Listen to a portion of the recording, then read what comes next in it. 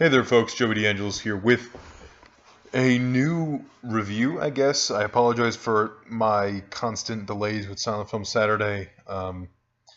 Been doing a lot of school stuff, doing some summer classes. That's been taking up my time, some family stuff, my own personal stuff's been going on. So it hasn't left me a lot of time to do a bunch of movie reviews, but I promise this review will be up. We'll have Silent Film Saturday this week, which would mean June 6th, I believe. Yeah, June 6th. And then I'm going to have a Jurassic Park retrospective leading up to Jurassic World. It'll probably just be one video because I've talked about the first one ad nauseum in another video, but I'll talk about it, and then I'll talk about the sequels, and then I'll talk about Jurassic World because I'm seeing that opening day with some good friends of mine. So that is that. Now let's get to Mad Max. Now Mad Max is not a franchise that I'm a huge fan of, not necessarily because I hate it or anything. It's just that I've only really seen The Road Warrior, and even then my memory of it is a bit vague, so I haven't seen it in a while. I bought the 3 original Mad Max movies on Blu-ray for pretty cheap, so that way I can revisit the franchise, but I decided to talk about this movie as its own movie, because honestly, speaking as somebody who's not a Mad Max aficionado or fan, I was able to pick up this movie pretty nicely. Mad Max Fury Road might end up being one of the top 5 best movies of 2015. I mean, I haven't seen a lot of movies this year in 2015, but I gotta say, this is definitely the best one that I've seen, and probably will remain the best one I've seen in the summer.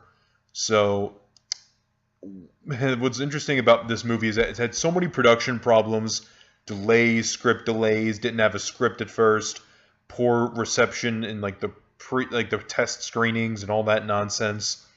However, all of that's changed because this movie has a 98 on Rotten Tomatoes. Now, Rotten Tomatoes, I'm not saying is like the be-all, end-all in movie ratings, but to get a 98% in Rotten Tomatoes, that's still pretty good. Not only that, but Mad Max is also somewhere in the top 30, top 35 on IMDb's top 250 list. So the fact that it shot up that high, that quickly, is really impressive, especially for a franchise that is over 30 years old and isn't called Star Wars or Indiana Jones. I mean, Mad Max, there's not really much, there's a story there, so you basically have this post-apocalyptic world, there's, macho honor culture and stuff. Mad Max trying to run away from them, becomes a blood donor for them because he's captured. And so he also has to meet up with Furiosa, played by Charlize Theron, and she's trying to get a bunch of the macho honor clan's leaders' wives out to safety, out to an area, land where she was born, like a nice green pasture. The leader of the clan, by the way, is the guy's named Morton Joe, I believe. And what's interesting about him is that the actor who plays him was also the villain in the first Mad Max movie. So that's pretty interesting. What I really like about this movie is, first off, finally a summer blockbuster that doesn't feel the need to be 2 hours and 20 minutes long. If there's ever a pet peeve I have with certain summer blockbusters, is that, like Transformers or Pirates of the Caribbean, they feel like they need to be 3-hour epics when, guys, you don't need them to be 3 hours. Just give us what we want and end already. Mad Max knows how to do that. Mad Max is essentially one giant car chase scene. Some people might like that, some people won't. It depends. I mean, I've watched Black Hawk Down, and I'd say I prefer, as in terms of a long, lengthy, movie-wide action scene, I prefer this over Black Hawk Down. I don't know, that's just me. I was able to care about the characters more without having to go into a lot of expository detail and anything like that.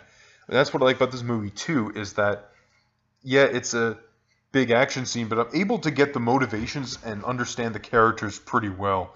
You understand in Morton Joe's, motivations. You understand Charlize Theron's character's motivations. Mad Max, he's just kind of there for the ride, but he gets like these flashbacks, and you get why the flashbacks are there without them saying, "Oh yeah," and then blah blah blah, and then 5 minutes later it's like, "Oh, we really didn't need that dialogue. That was kind of stupid, guys.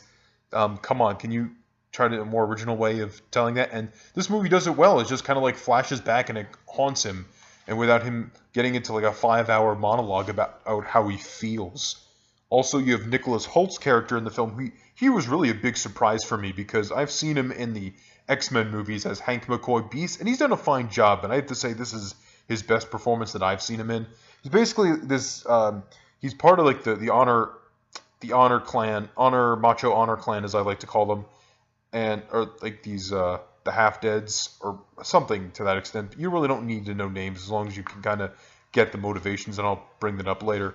But with his character, he's kind of like, he's crazy about trying to, go to the halls of Valhalla and all that stuff, and then he kind of becomes like a real character, which is really nice.